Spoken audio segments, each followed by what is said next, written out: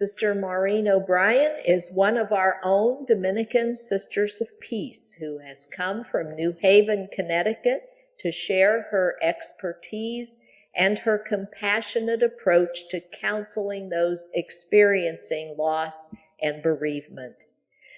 Sister Mauryeen serves as coordinator for ministry to the bereaved, separated, and divorced for the Archdiocese of Hartford, Connecticut. Certified in bereavement and divorce counseling and facilitator training for support groups and seminars for the bereaved and divorced. She has published several books related to her ministry, including Praying Through Grief, Gentle Keeping, Lift Up Your Hearts, and the most recent, The New Day Journal, A Journey from Grief to Healing. Sister Mauryeen, a member of the Dominican Sisters of Peace and a graduate of Notre Dame University, has received several awards and recognitions for her commitment and service to those who mourn. Most recently, honored by the city of New Haven as one of its most amazing women. We agree. Welcome, Sister Mauryeen. I'd like to talk a little bit this morning about brokenness. Something perhaps that all of us have experienced, some a while ago and maybe some very recently. But I'm sure in some way or another we've all felt that our hearts have been broken because of the death of someone we loved. And I'm sure we're all wounded, and we're wondering if these hearts will ever mend. Well, what happens when we experience brokenness? Do you remember as a child, at least once, knocking something over in your home and breaking it? What did you do as a child when that happened? If you were anything like me, you ran, picked it up, tried desperately to fit the pieces together, and when they didn't, or you couldn't find all those pieces, you cried. And having done that, you eventually went to someone who you thought could help you, usually somebody bigger, perhaps someone who you knew had broken things once themselves, and you asked for help. I remember once saying to my father after handing him a precious cup of my mother's that I broke, "Please make it better." And if I had been older and knew a little bit more about brokenness, I might have said, "Make it new again." We, of course, this morning are all older than children, and even though we may still be breaking things, we've all experienced deeper breakings. And we're all desperate to not only make it better, but somehow to experience a newness from all of this. Can that happen? I think so. Has it happened before? Yes. So let's look for a minute at nature that surrounds us and of the brokenness that we've seen in it. We all remember the harsh winter we've had. A winter severe enough to cause floods and misery, impossible snowdrifts, lost days of school and work, and broken spirits. And yet from all of this, we have experienced a rejuvenating spring that has literally blocked out the miserableness of winter and has presented to us God's most perfect picture of new life coming from brokenness. Very soon we'll have new crops bursting forth in the fields, ripening in the sun, begging us to water and nurture them so that they can soon be picked and to be part of what will nourish and strengthen us. Those crops that were planted and sowed in early spring, or will be, to give us new life. In order to constantly nourish the soil and the seeds planted within it, in order for new life to come about, there must be times of rain, and that rain is only released from broken clouds. And grain must be broken in order for life-giving bread to be produced. And bread must be broken in order for us to receive its strength. Let's look for a minute at Scripture for brokenness that leads to new life. Do you remember the story of Christ attending a banquet at which the host forgot or neglected to show him the courtesy of the day that had given to all guests, that of washing the feet of the guests before they sat down at table? And do you remember Mary, who came forth and knelt at Christ's feet? She had to break open the alabaster box in order to anoint Christ's feet, not with water, but with sweet-scented perfume. That gesture was her act of love. And Peter, the big, bungling, frightened friend of Christ, our first pope, our rock, as Jesus was to call him, Peter first had to be broken of his pride. Remember, he vowed he would never deny Christ. And he literally had to break down and cry before he could stand tall and be strong. It seems that no matter where we look, into nature or the lives that surround us, we become aware that before new life can be experienced, we must first experience brokenness. Ernest Hemingway, the noted author, says it this way: life breaks us all, but afterward, many are strong at the broken places. So how do we begin to grow strong at our broken places? How do we begin to mend and to heal and to grow, not only in spite of our brokenness, but because of it? First, to begin healing, we have to go beyond our limits. There's no set formula for this. We each need to find our own way. But I think that healing begins with a strong faith and an understanding that we have choices we can make. We can choose to stay where we are after a crisis hits us and constantly be in pain, or we can go beyond ourselves and start to walk through the pain. You know, the Chinese word for crisis is divided into two characteristics. The first one means danger, but the second one means opportunity. I had a friend who came into the office one day and he said to me, "I've just been diagnosed with diabetes." But he said, "Diabetes is my friend." And I asked him why, and he said, "Because it's going to change my whole life." And he was going to take advantage of that brokenness in order to lead a new life. Second, we need to have the courage to grow. We need to be convinced of our own self-worth and then go after the healing we need.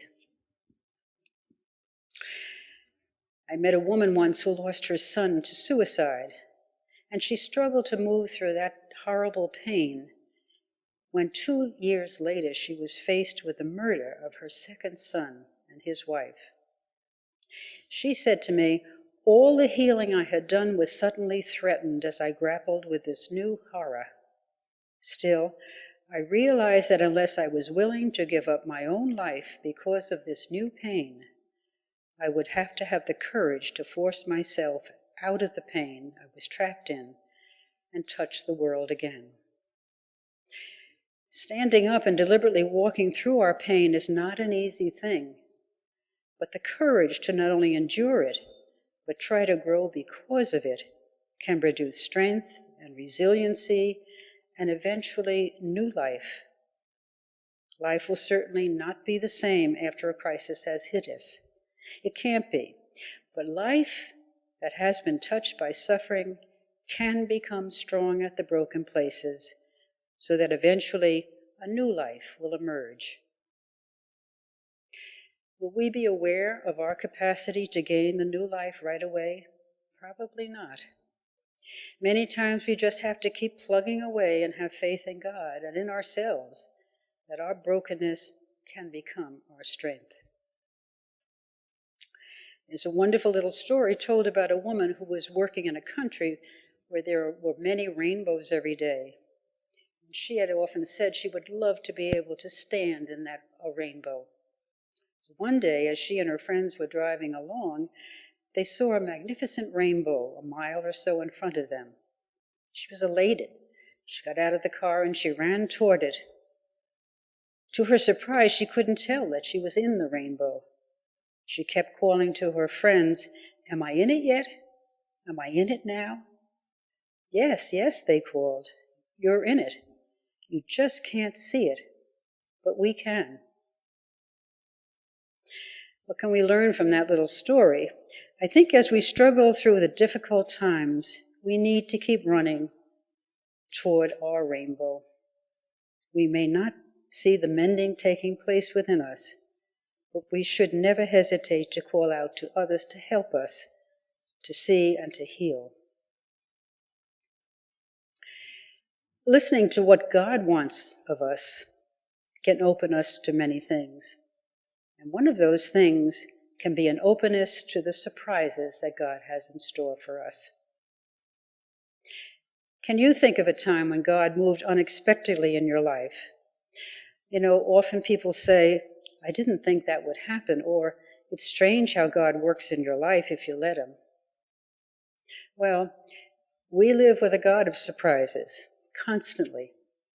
And his surprises, his leading us through the unexpected, touches all of us in different and unexplained ways.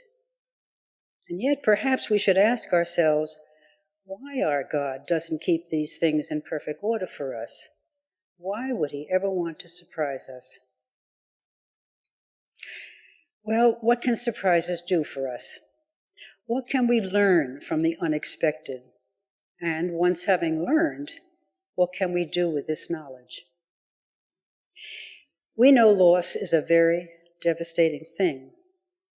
Loss through death can leave us wounded, vulnerable, unable to function, move, or really even care. Whether you're a gentle Grace or a macho Mike, the loss of a loved one can be a paralyzing experience. That was the dilemma of Tom, a young widower who at 30 called my office one day. He said to me, "I've just lost my wife and I don't know what to do." He said, "And I want help and I want church help." He said, "I get up in the morning, get out of my bed, walk around the bed, and get back in again." He said, "I can't get myself to move, and I have 4 little children that I have to take care of." He said, "Can you help me?" Now that was a year and a half ago, many pains ago, Tom will tell you. And Tom learned that his journey through that pain was to be a difficult one that would be a struggle really for survival. But he did struggle, and then he did survive. And he did find his God of surprises right alongside of him all the way. It was almost as though he was the man that unknown author writes about in Footprints. Remember that part in Footprints? "My precious, precious child, I love you and I would never leave you." During the times of trial and suffering, when you see only one set of footprints, it was then that I carried you. And that was indeed a surprise for Tom. Tom had never asked for help before. For the most part, he hadn't needed it. And he even boasted to people that he really wasn't a spiritual man. But in his time of great pain, he didn't even have to ask for it. His God of surprises was there for him, walking with him and carrying him. A young woman named Dorothy experienced her God of surprises in a whole different way after her parents were killed in an automobile accident. She'd never been open to surprises. She liked things scheduled. She liked answers to her questions. She prized security in her life. But here she'd been for over a year with not one of these things. She had no schedules, and above all, absolutely no security. Indeed, she had to learn that God would not be pinned down. She had to learn to really struggle with the way God was revealing himself to her. She had to listen to what he was trying to say to her through the terrible suffering. It took her about a year, but it finally dawned on her that something different was happening to her. She was gradually learning to reach out to others, and she had never done that before. She was beginning to reach out through her pain, and indeed because of her pain, to touch others who were suffering also. I would never have believed good could come from all of this, she told me. I'm still sorry it happened. I would wish it away if I could. But I've found an inner strength that I never knew existed in me. I'm able to share life on a whole new level, she said. It seems, she went on, in my weakness, I've been able to grow and live again. And that indeed was one of God's surprises. You know, one of the earmarks of a surprise is that it inevitably brings joy to us. We see that very clearly in children who bubble with excitement when they even think about receiving one. Well, we as adults don't always feel that way. Surprises for us aren't secure or certain. They're not in our timing, or sometimes not even a part of our planned world. They bother us because we can't control them. But perhaps, like Dorothy and Tom, we need to begin to be like little children with our God of surprises, with hearts open, eager, and amazed at how God will reveal himself to us if we let him. If, as Dorothy told me, we let go and let God. And if in a very simple way, we are open to the spirituality that is in each of us. So, how often have you heard the words, letting go and letting God? It seems when we're faced with a crisis or an obstacle or a loss in our lives, that there's always someone who quotes those words to us. But really, what do they mean? Just what is letting go all about? And how does God come into it? I'm reminded of several stories in Scripture, and I've witnessed the pain and suffering of dealing with the same concept in the lives of those who have had to rely on others than themselves to put back into control an uncontrollable situation. How many times in Mary's life do we see the letting go take place? At the very beginning of her son's life, she's faced with losing him. The simple trip to celebrate the Passover festival ends with a child-parent separation that almost devastates her. We're told by Luke that Mary explains when she finally finds her son after 3 long days of search, "Why have you treated us like this? We've been looking for you in great anxiety."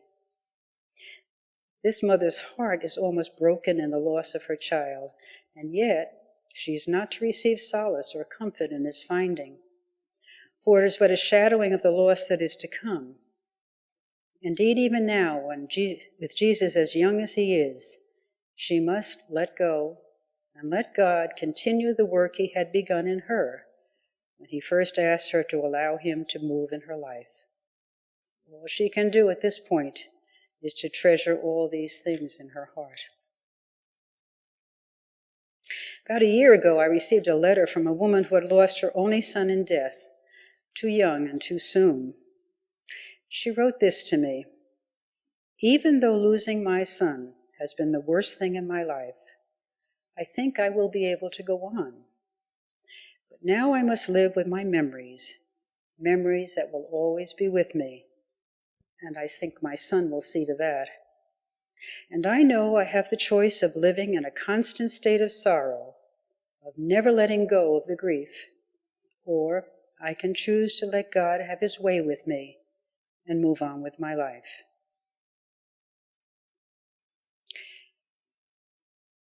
I had the occasion also the privilege of working with parents of a young woman who was going through a divorce. They were very well aware of the devastation their daughter had experienced, and their hearts, as all parents do, went out in anguish and love to their daughter. They spent the first half of our initial meeting trying to explore ways they could help her through this emotional crisis. They even discussed possible solutions to the financial problems that the divorce was causing. They admitted to me that they were fixers and wanted desperately to fix up a life that had been torn apart, that had been broken.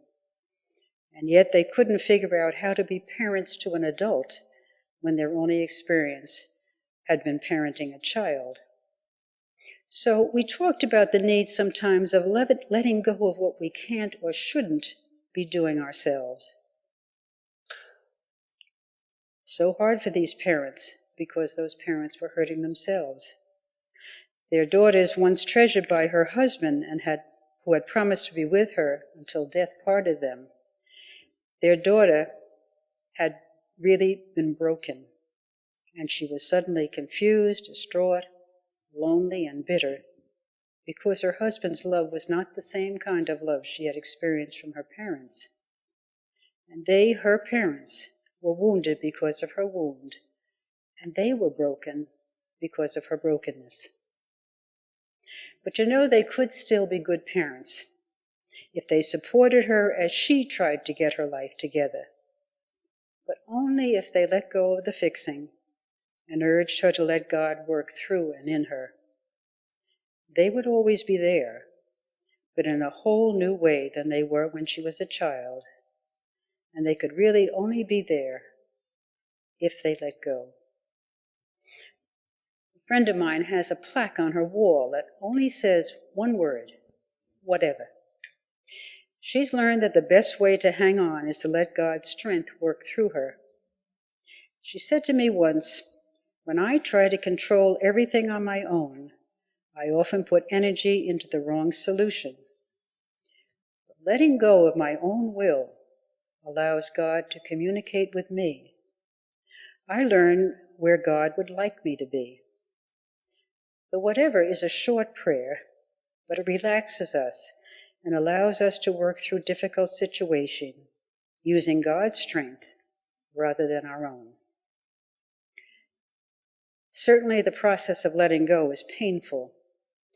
In a way, we've been raised with the attitude that we can be in complete control of our lives. But in reality, bad things indeed happen to good people. The acceptance of that doesn't mean forgetting what happened or pretending it doesn't hurt.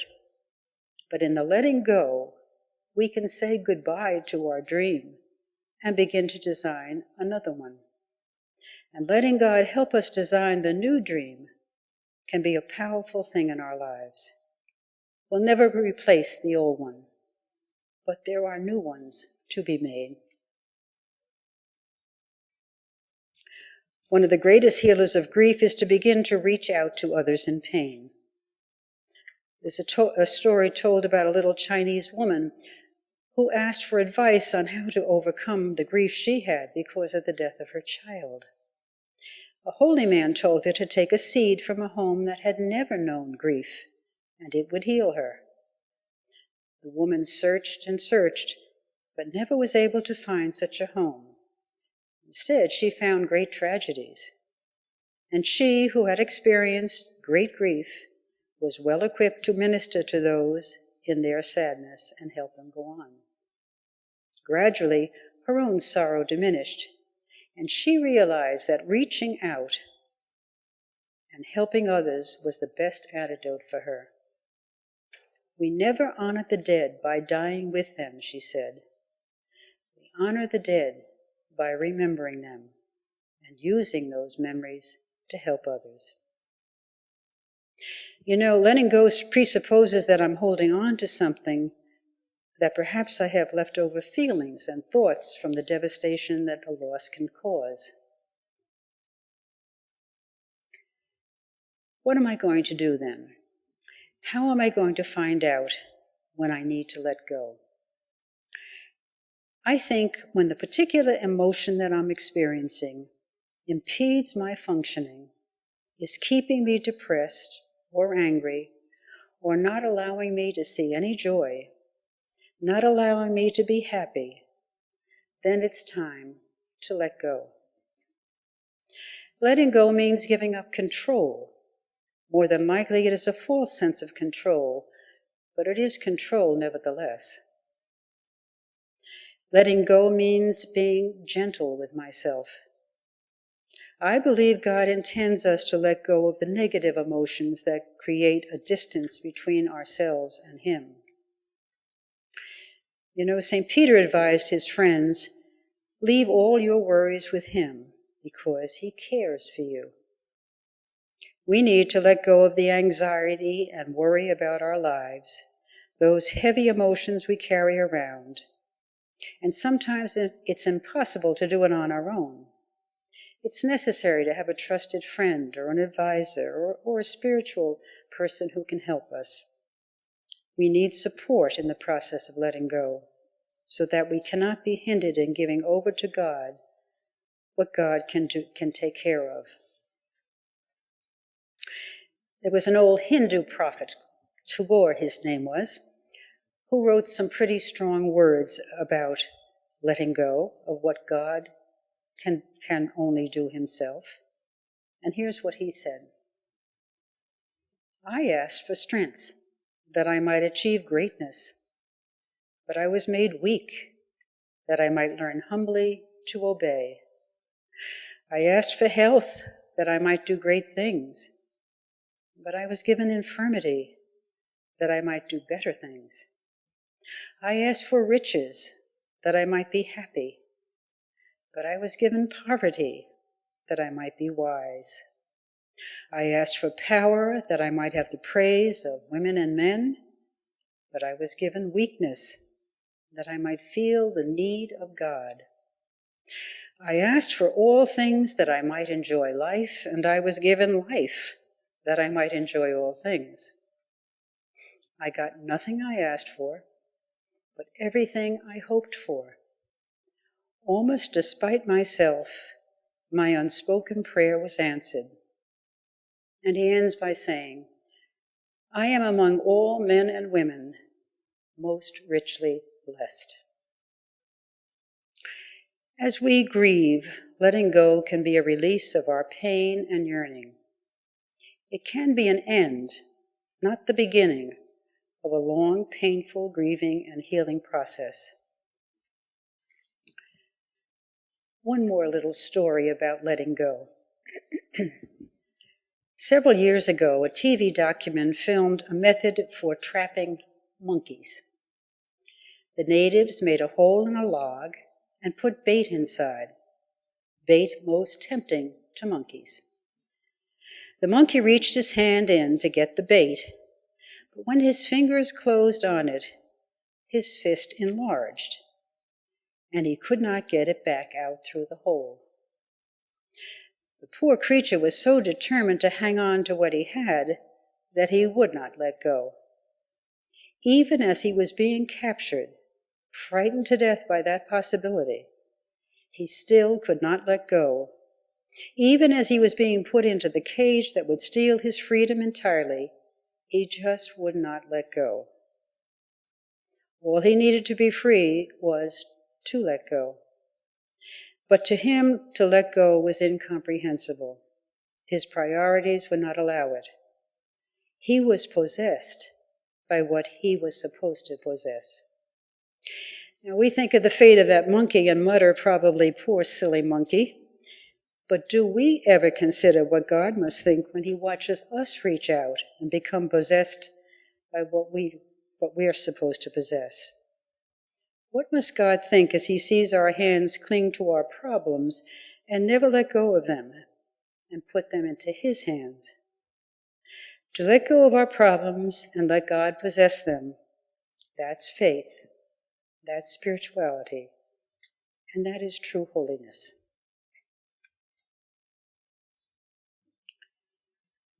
We all know that we work out our grief in various ways, and they are as numerous as the number of people who grieve.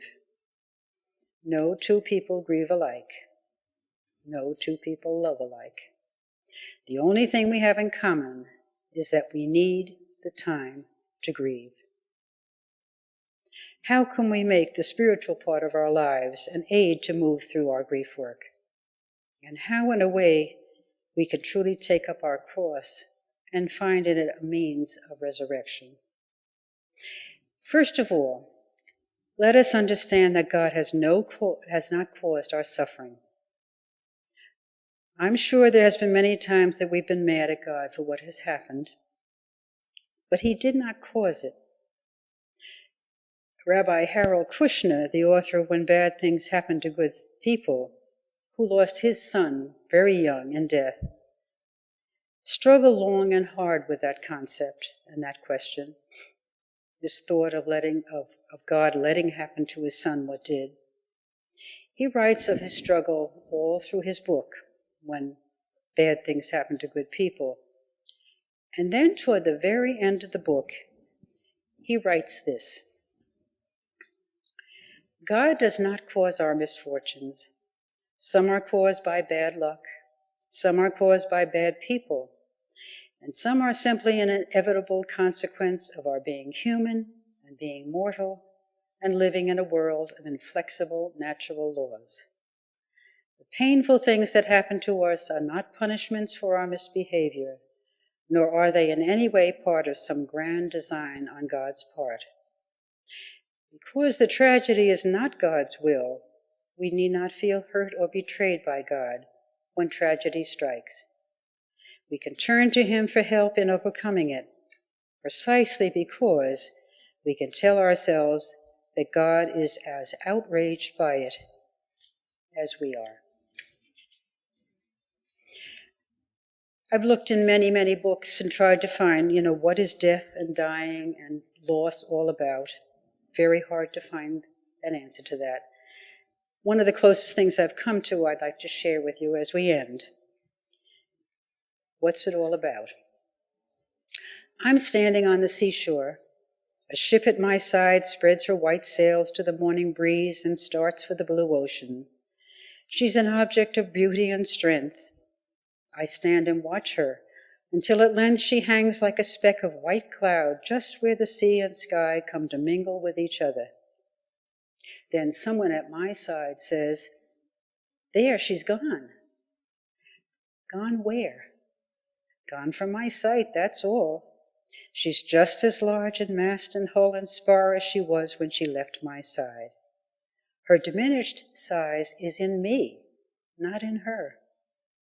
And just at the moment when someone at my side says, "There she's gone," there are other eyes on other shores watching her coming, and other voices ready to take up the glad shout, "Here she comes." May you always be aware that those words were heard by your deceased loved ones when they were eagerly embraced by their God, who offered them the gift of eternal life. Thank you.